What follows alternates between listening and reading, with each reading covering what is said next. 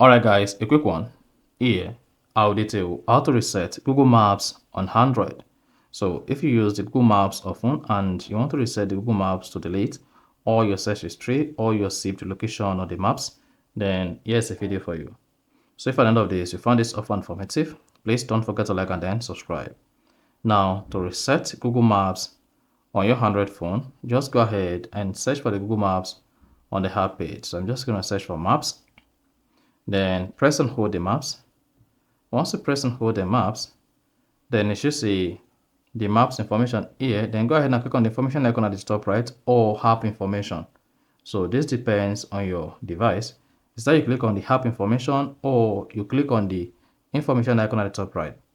Then once you click on the information icon at the top right, this will take you to your Google Maps app information page. On the apps information page, this is what you need to do.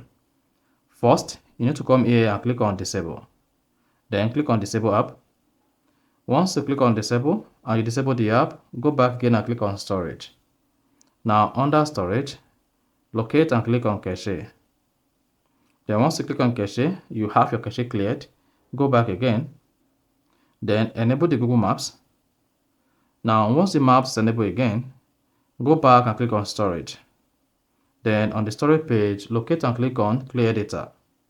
Then support that says all of these applications data will be deleted permanently.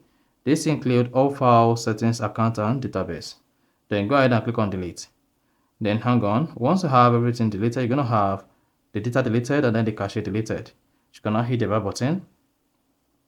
Then close the app info page and go back to the Samsung phone app menu. Go ahead and open the maps. Now, once you open the maps, then you should see that the maps is going to load freshly and all your information will be deleted and then you are good to go. So this is to tell you that you have successfully reset the Google Maps on your phone. So that is basically how to reset Google Maps. So if you found this offer informative, please don't forget to like and then subscribe.